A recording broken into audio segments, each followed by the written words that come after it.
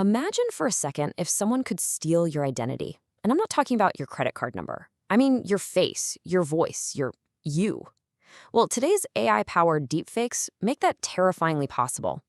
And what's wild is that this one technology has basically started a war that's being fought on two completely different fronts. One is this high-stakes corporate battleground. The other? It's a deeply personal, often desperate fight for survival.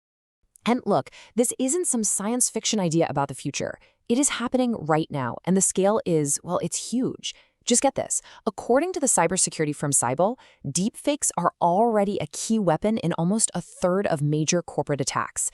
That one statistic really sets the stage for the first front of this war, the one fought to protect money and power. So this first front, it's not being fought by some lone hacker in a dark basement. No way. This is a professional, highly organized, and, yeah, an incredibly profitable economy. It's all built around one single idea: turning deepfakes into a weapon against businesses. And the way they do it is surprisingly easy for just about anyone to get in on. Welcome to the world of Deepfake as a Service, or DaaS. This right here is the real game changer. These platforms have basically knocked down all the barriers. You don't need to be a tech genius anymore.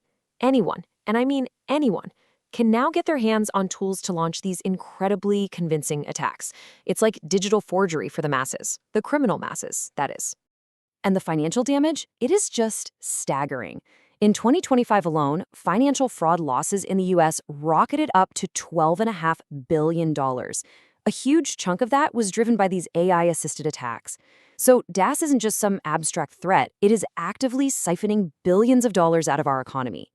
So how do they actually pull it off? Well, picture this. Attackers clone a CEO's voice to call the finance department and order a massive fraudulent wire transfer. Or they create a real-time deepfake video of you to trick your bank's video call verification system. They can even cook up completely fake identities to open bank accounts. It's a powerful, versatile arsenal for corporate crime. But believe it or not, this is only half the story. Okay, so now let's completely pivot. Let's move away from corporate balance sheets and talk about the human cost. Because when a deepfake steals your identity, it's not about money. It becomes an attack on your body, on your reputation, your sense of safety. This is the second front of the deepfake war, and it's a battle fought by everyday people, often completely and utterly alone. This quote, it's from a victim survivor of a very specific and very personal type of deepfake abuse. And it just perfectly captures the relentless, soul-crushing reality of this fight. You know, it's not a single event. It's a constant, never-ending siege you have to fight every single day. This type of abuse actually has a name: non-consensual intimate imagery, or NCII. Now, that includes AI-generated deepfakes, but it also covers other kinds of image-based sexual violence. And at its very core, just like a physical assault, it's a profound violation of a person's consent and their bodily autonomy. Now, here's where technology makes this whole thing uniquely devastating. See, unlike a physical event that happens and is over, this digital content can be copied and reposted forever. And what's worse, the platform algorithms can actually amplify it, pushing it out to more and more people. Researchers have a term for this. They call it a social rupture, because it completely isolates victims and shatters their lives. So when something this horrific happens, where are victims supposed to go for help? Well, they have to go to the very platforms where the abuse is happening, the social media sites that have become the crime scene. And what they find there, well, it often just makes the trauma 1,000 times worse. The reporting process itself is, frankly, a nightmare. Victims are forced to try and squeeze this complex, traumatic violence into a simple drop-down menu.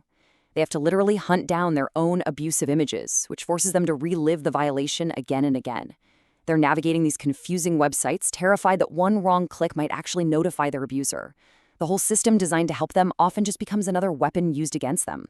And if you want to see what that help looks like, here you go. These are actual reporting interfaces from major platforms. They're cold, they're bureaucratic, and they are completely inadequate for dealing with something as violent as NCII. These are the tools victims are given to fight for their digital lives. It's unbelievable.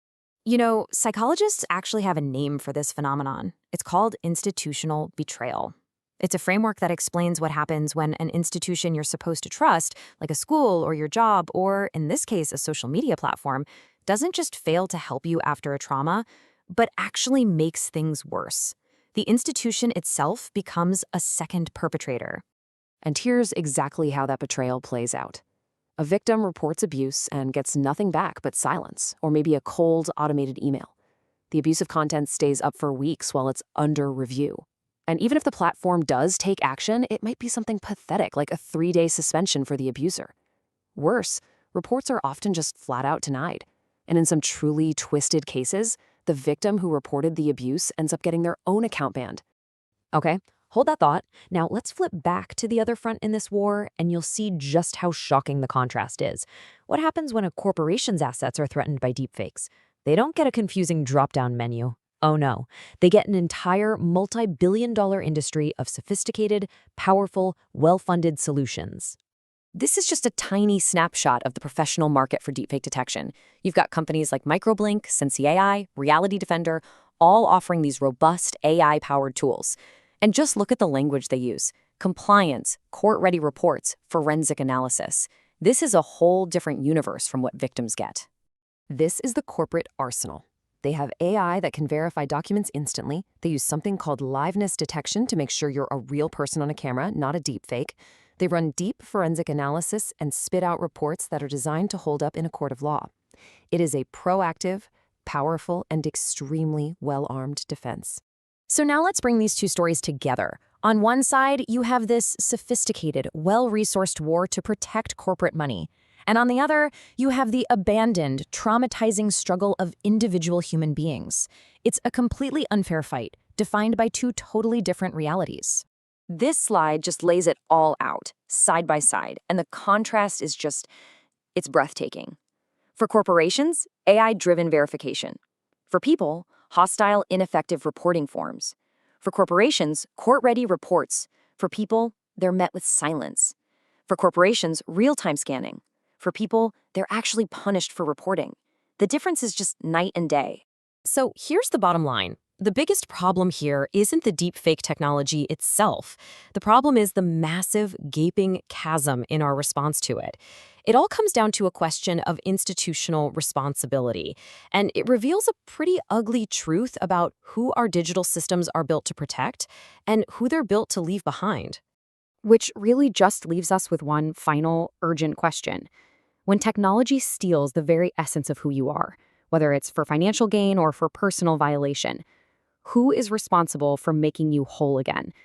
Because right now, the answer seems to depend entirely on whether the victim is a person or a corporation. And that's a reality we seriously need to confront.